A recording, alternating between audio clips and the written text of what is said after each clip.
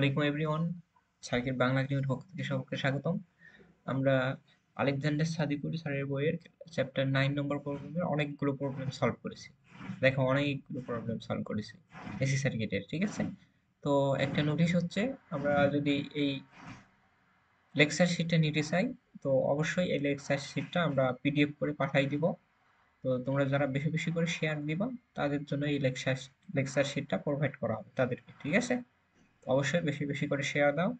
তো এই লেকচার শিটটা পেতে হবে। তো আজকে আমি গত ভিডিওতে কত নম্বর প্রবলেম নিয়ে আলোচনা করেছি? হ্যাঁ, এক্সাম্পল 9.11। তো আজকে এর প্র্যাকটিস প্রবলেমটা দেখব। ওকে,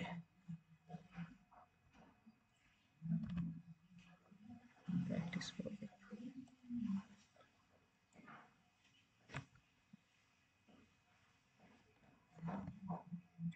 ওকে, এই হলো আমাদের প্রবলেম, এটা হলো আমাদের সার্কিট।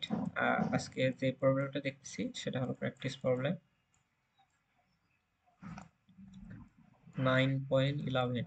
তো ভিডিওগুলো কেমন লাগতেছে অবশ্যই শেয়ার দিবা, ঠিক আছে? এবং কমেন্ট করবা।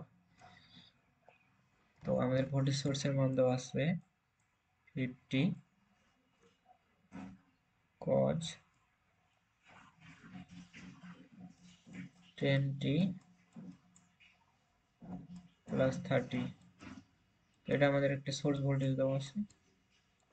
তো এখানে আমাদের কিছু ব্রাঞ্চ দেওয়া আছে। ওকে,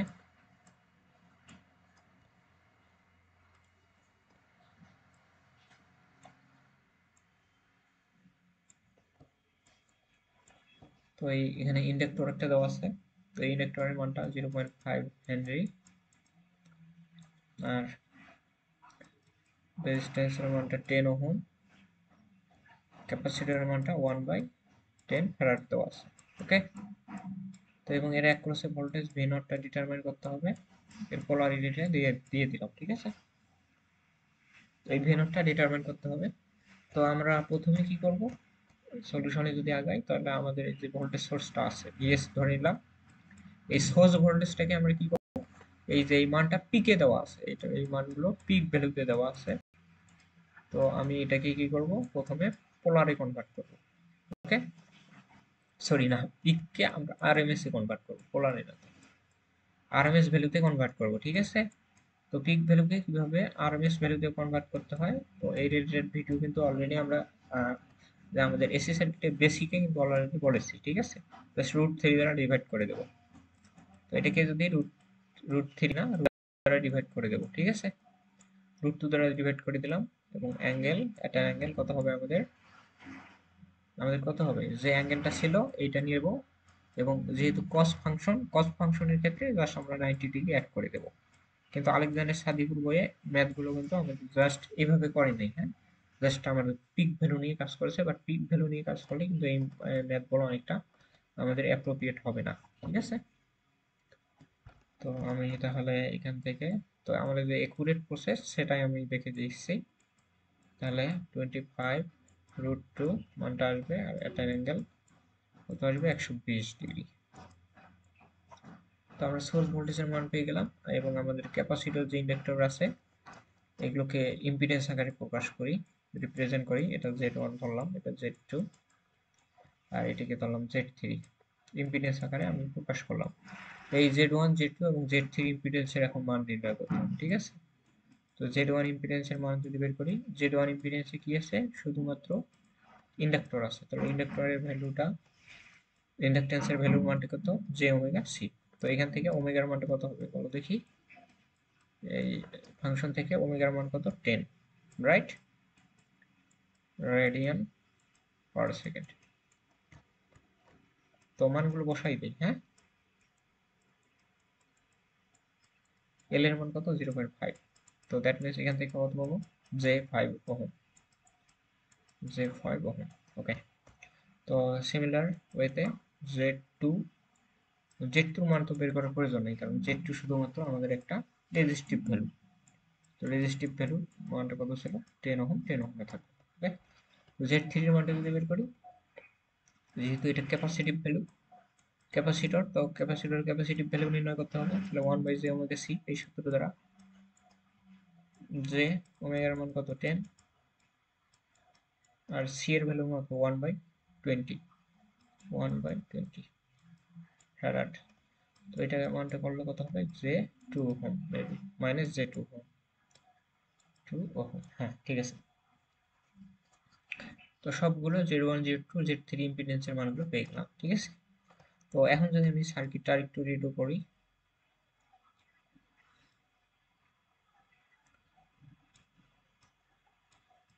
তো আমাদের এখানে দুইটি ব্রাঞ্চ আছে,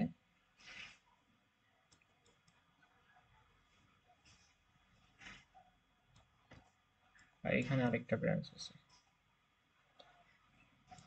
ওকে,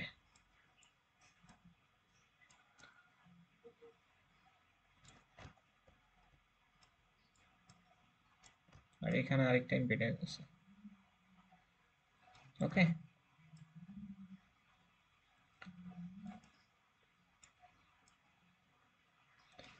তো নামগুলো দিয়ে দিই। এটা হলো Z1 ইম্পিডেন্স ধরছিলাম, এটা হলো Z2, এটা হলো Z3 ধরছিলাম, রাইট। ওকে, তো এই Z3 এর অ্যাক্রসে ভোল্টেজ V0, এটা বের করতে হবে আমাদের। ওকে, তো V0 ডিটারমাইন করতে হবে। ওকে ওকে ফাইন।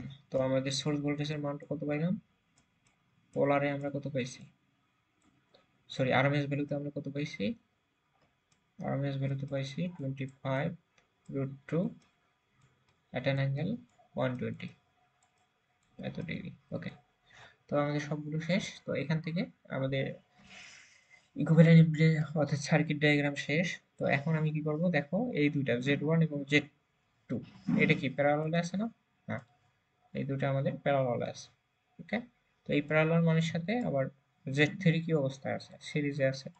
তো টোটাল ইম্পিডেন্স যদি বের করি, টোটাল ইম্পিডেন্স যদি Zn দ্বারা রিপ্রেজেন্ট করি, তাহলে Zn ইকুয়াল টু কি হবে, Z1 parallel Z2 plus Z3, বুঝা গেছে।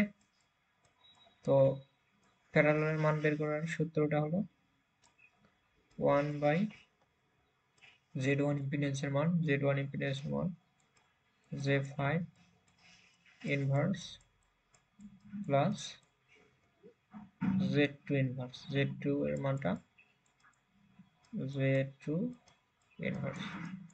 ওকে, এটা একটা চলে গেল, এর সাথে আমাদের কি হবে, Z3টা যোগ হয়ে যাবে।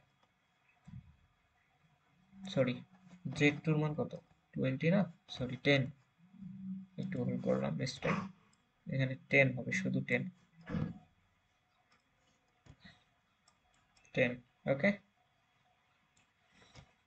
প্লাস Z3 এর মান কত, minus Z2, right.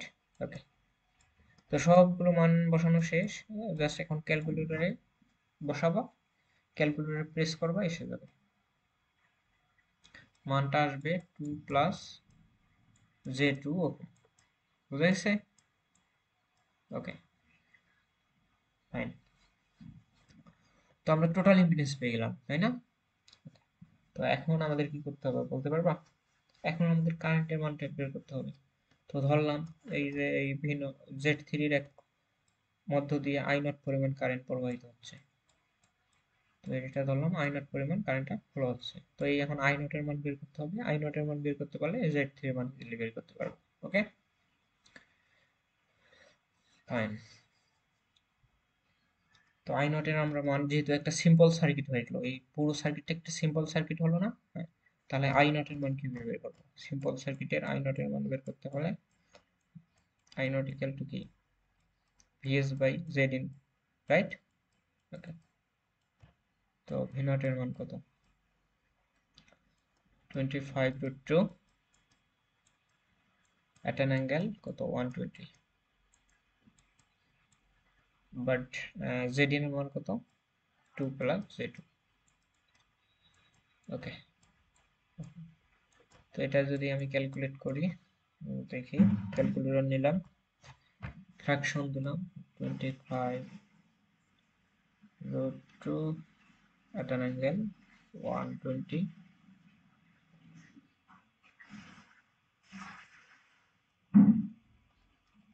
Divide by কত 2 প্লাস 2i। ওকে, পোলারে নেই মানটা, তো পোলারে নিলে কত আসছে 12.5 at an angle 75 ডিগ্রি। তো আমাদের আই নোটের মান বের হয়ে গেল, ঠিক আছে। তো এখন আমরা ভি নোটের মানটা ইজিলি পেয়ে যাব। তাহলে ভি নোটের মান কত আসবে আই নট ইন্টু z3, তাই না? হ্যাঁ। তাহলে ভি নোটের আই নোটের মান পেয়ে গেলাম 12.5 at an angle 75 গুণন z3 এর মান কত পাইছি মাইনাস z2। তো আমরা যে মানটা পাইছি ক্যালকুলেটরে তো আমাদের স্টোর করা আছে, তো এখন আমি এটাকে মাইনাস 2i দ্বারা গুণ করে দেব। তাহলে এটা আবার পোলারে নেই, হ্যাঁ, তাহলে আসছে 25 at an angle minus 15 আসছে। আচ্ছা দেখো, তো আমাদের দেখো ভি নটের মান হয়ে গেল। হ্যাঁ, তো ভি নটের মান হয়ে গেল, এটা আমাদের অ্যান্সার না, এটা কি অ্যান্সার না, তাই এটাকে টাইম ডোমেনে এখন নিয়ে দেব। তো এটাকে যদি টাইম ডোমেনে কনভার্ট করি তাহলে V of T, V naught of T equal কত হবে, আমাদের এই যে এখানে কত পেলাম,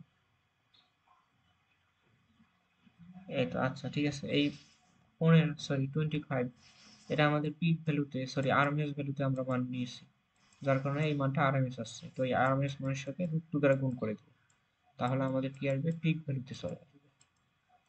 তো এটাকে 25কে √2 দ্বারা গুণ করলে আমাদের পিকে চলে আসবে, এই পিক মানটা এখানে লিখতে হবে। তো আসবে মানটা আসবে 25.354 cos অফ ওমেগা টি এর মান কত 10t